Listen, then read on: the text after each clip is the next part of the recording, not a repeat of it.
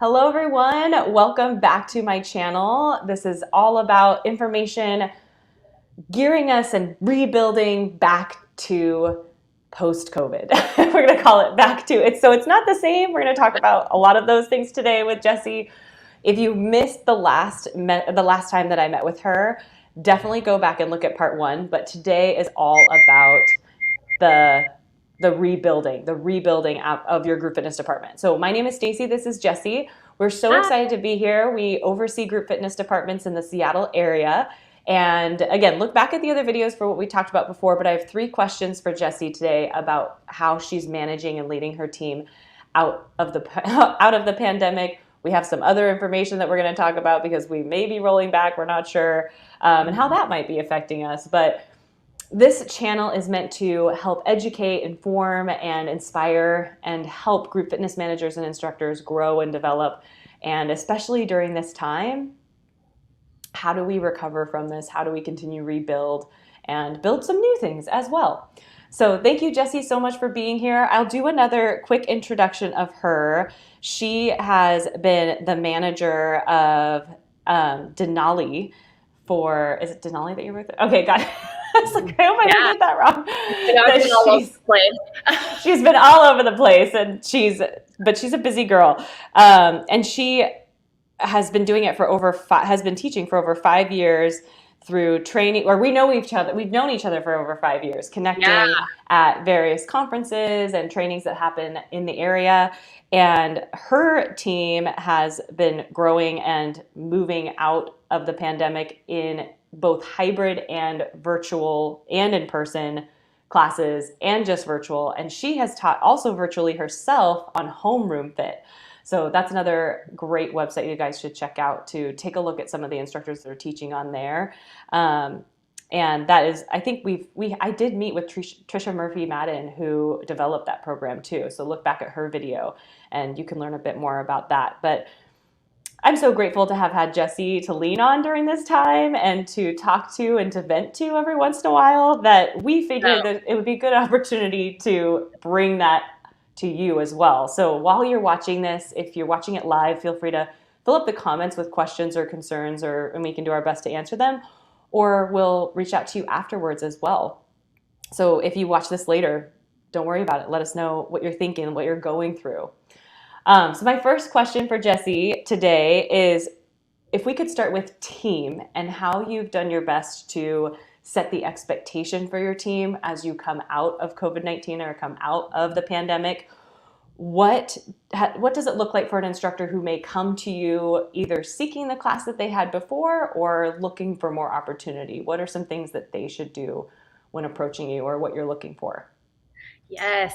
Well, first and foremost is the schedule we had before has been thrown out the window, and we are moving into a completely new place. We already had to adjust for virtual classes, and now we're adjusting again for this hybrid version of classes. So you and I talked about this a little bit, but different days, different times for their classes. If they taught a hybrid like cardio strength class, cardio is probably one of the last formats we're going to bring back, like a cycle bar. We have to figure out, can we get you in just on a bar format and then later on convert that back to a combo class? So I think they have to kind of let go of what their schedule looked like before, and we all come to the table and try to discuss a new way to approach their schedule and our schedule. Giving us days and times is really helpful. I think a lot of times, instructors, they have their ideal schedule, but we're juggling all of those instructors' ideal schedules. So if they can give us absolutely every possible day and time combination that works for them, that will help us so that we can move the puzzle pieces. Exactly. And I mean, by puzzle pieces, Jessie means like understanding what our budget looks like from upper management, assessing what member behavior has become, because I've noticed I felt like there were more people coming in the morning at our club, and then I actually took the check-in numbers and they were a little bit different. Penetration has changed as far as who's coming to our classes depending on how many check-ins there are on the time of day. Like weekends I found are really busy in person because I think people spend more time at the club on the weekend. They can spend like 3-4 hours and and now more of our amenities have been able to open up. So there's that. But those are just two pieces of the puzzle, and then the schedule on top of that of what the instructor availability is and the Right. studio availability. And when the teacher comes in, they don't have the awareness of like the numbers, the budget, where the members want to come in, how many members are coming in. Like those are going on in the back of our mind, not necessarily, information we discuss back and forth with the instructor. So the more they give us, then we can take those other components and then all work. Yeah. Exactly. So there's a lot that goes on, I think, in the back end for you and I that instructors may not know.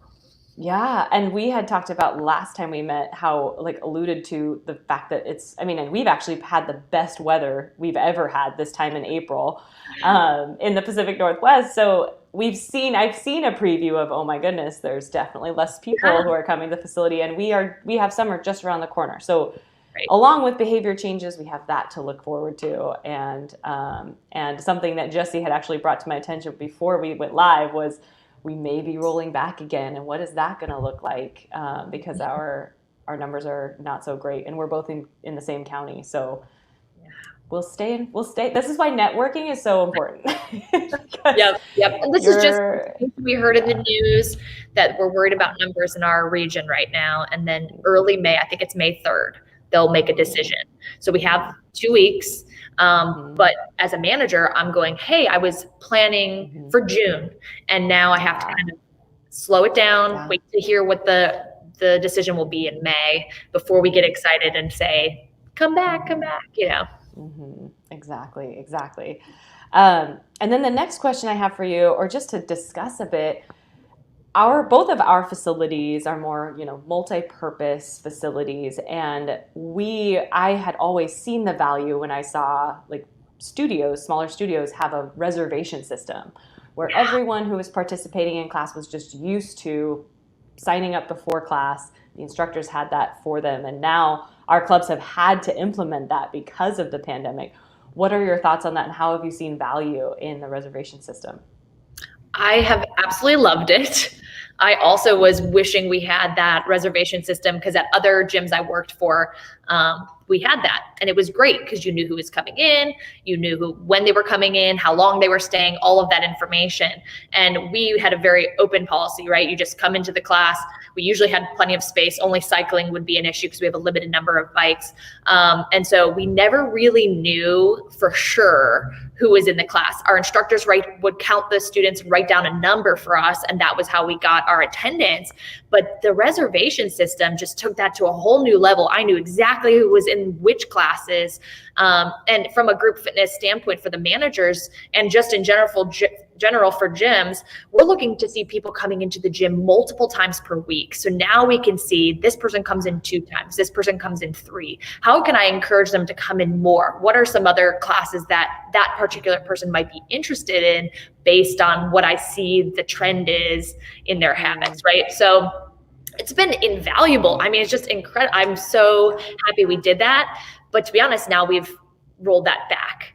And we're not taking reservations, and people can just click a link and join a virtual class. So it's kind of sad to not have all the data points. I know. So all of us managers, as much as you can, if you can provide that value, leverage that value to your upper management, because it is an expense. I mean, there's systems that are in place, and it may be in addition to whatever customer software you may have for your members. But I have found, and I'm sure more and more of our softwares we use now are going to implement that as a key component, because so many clubs like ours have had to adopt it. And so, I really hope that you're able to bring that back. And I'm really doing my best to hang on to it as much as I can, because like you said, that identification of someone coming 1, 2, 3 times a week, and then identifying, oh, they actually come to class 2 times a week. So we're getting, we're getting 60% of their visits Yeah. is in group fitness. So I think that's that's invaluable. So Yes. And I do think when we move to that hybrid model, we are going to have that reservation system back because it's going to be a limited number of people in this space. So maybe, you know, for us with our system, they can reserve for class, but what we found now that it isn't a requirement, they also have the ability to just click the link and join the class at that moment or even a few minutes after class. And so we're seeing that they aren't doing it as much because it's not required, but it will come back as a requirement for hybrid classes. And then maybe we can hang on to it moving forward. So we have those data points, but we're just it's pretty fluid right now because everything's changing given the restrictions and requirements for the county. Definitely. Yeah. So I hope you guys definitely comment if you have gained a reservation system you may not have had before and how that is going for you. And if you have any secrets to help maintain that in your club, let us know.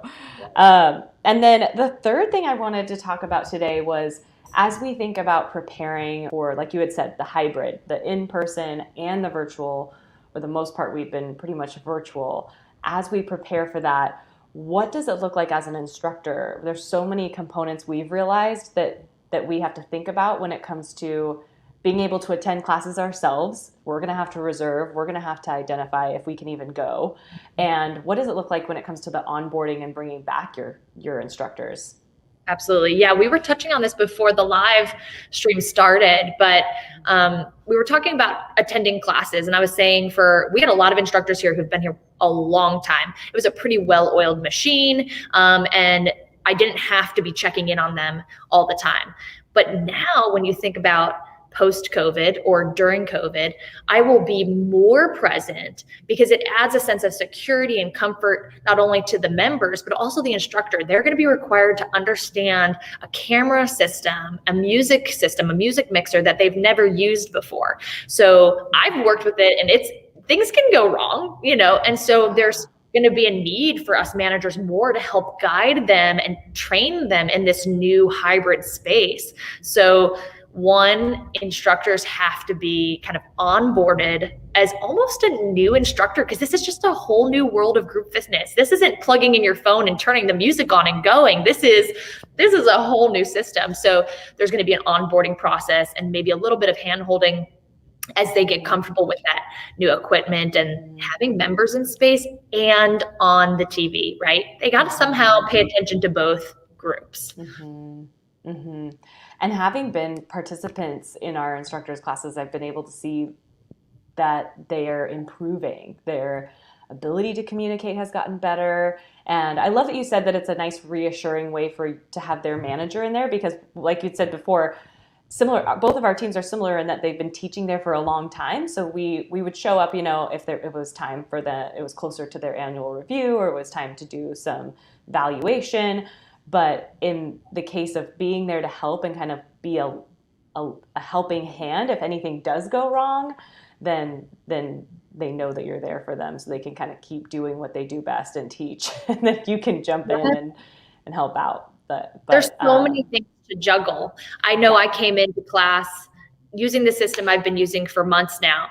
And for whatever reason, I couldn't hear myself or the music. I was like, what? This is so crazy. And I'm texting Trisha, like, what's going on? And she was like, check if this one black button is pushed. And it was. And then it was fine. And I was just like, oh my gosh, right? But it's just the smallest, simplest thing. And I have used that system so many times, but it can go wrong. So this is something definitely our instructors are going to go through. And there might just be one little thing that's off and we'll be getting those text messages where we can physically be there to make sure everything goes smoothly. I mean, obviously it won't be easy for us to go to every class every week, but in the beginning, that presence is definitely going to be needed, and knowing that we're like a text message away to help will be important. But on another note, you and I had talked about subs with this. Yeah. We both were like, aha moment. Oh my goodness, having a sub come in a hybrid situation is going to be so much more difficult because they're going to need to know that equipment too. So I'm going, oh my goodness, what are we going to do? Something we are doing for the subs is I actually do ask the instructor who looks for a sub if it's a hybrid class they're responsible for preparing the instructor. So doing the back and forth kind of before the actual sub comes in, but having some form of a resource, whether it's in Google Sheets or we use GroupX Pro, so there's a place in there to put resources. That's where I put like descriptions of how to turn it on, how to do this, how to push that. And I think they're helpful, but what I've learned is really helpful is doing videos or like video meetings with your team and going through it, because I think they need to understand the why. Because the more you can learn, like that black button is a great example. The more you can learn like why that button even exists on a mixer that has like 800 knobs. Mixers are terrifying. They are. I remember we got our mixer and I looked at it and I was like, what are all these knobs for? Right. So we're now basically professional DJs. So we have those. But that has been helpful too. Like here, like not just saying the black button, make sure it's not pushed, but saying, here's what the black button does, and it's something to look for. And then honestly, the interesting thing too is though that when they make a mistake, that's the only way they'll learn the most. That's not the only way they'll learn, but it is the best way to learn. Yes. When you forget to unmute yourself or you forget to do something small, it makes a big difference. Yeah, so. And I will never forget that little black button. I check it every time now. It's like just too easy, but I had to go through that experience, right, to have the awareness of it. Yeah. Exactly. So it's a whole new world for subs and for our instructors in this half technology setting that we've never had to do. But I don't think it's going to go away for a while. So it is something that we all have to kind of adapt to. Absolutely. Yeah. And I just attended a great live, and I think there's a series of them on the American Council and Exercise Group Fit page. So if you guys want to go there, you don't have to be an ACE instructor, but they've been doing some lives about instructors who may still have not tried doing virtual yet. But as you know, and as I know as a group fitness manager, that's almost something that's necessary for you to at least try or to have that. Because like you said, subbing, let's say you end up teaching a class that doesn't have a hybrid component to it, but you really want to sub a different class, but it does have a hybrid component, then you're taking that opportunity away from yourself. Yes. So I recommend watching those, because it's important for, I think, instructors who haven't quite tried it yet to realize that's okay. It's just that eventually we have to identify, like you said, it's not going to be going away anytime soon. So let's explore why we've been so intimidated by it or uncomfortable with it, and then just give it a try. There's so many people now who know so much, they're going to teach you. They're happy to. Absolutely. And I think, and that's where we become more of that resource again. Go to your manager and say, hey, I need some training. I'm not comfortable with this. Can we go over it with my computer in the space, whatever it is? And I'm sure there's YouTube resources and stuff like that. But the more you can, tap into your manager and what they know, because they've been doing the figuring out of these programs and everything. I think that's good. And it's relationship building from a manager standpoint too. And that's fantastic. Any more we can do for relationship building is great. Absolutely. Yeah. And that's like what we will finish with today is network. Find your Jessie. Yes. Find your person to reach out to lean on. And really to recap what we talked about today, first is, set that expectation for your instructors on that things are different and they're not going to be changing anytime soon, but work together with them to identify what opportunities there are. Maybe even help them understand what you're thinking about, what's going on in your head, and they may be able to think of some ideas knowing the parameters you're working under. Because like Jessie was saying, that hybrid class is a great example. Those formats are going to look different and they might be successful. So be willing to try those things with your team. And then second is reservation systems. Let's rally together. Yes. Keep those reservation systems. They're very important. You are not in the wrong if you're a group fitness manager thinking, I really do find this very valuable. Advocate for that reservation system. And then finally, just as you prepare your team to go back to the gym and they're hybrid, they're in-person and virtual, how can you prepare them with the right resources and onboarding and be there for them in those first few classes? So that is going to be interesting. Yeah. But it's helpful to know, I think, too, just how similar our scenarios are, that we're not alone. All of us are feeling the same way.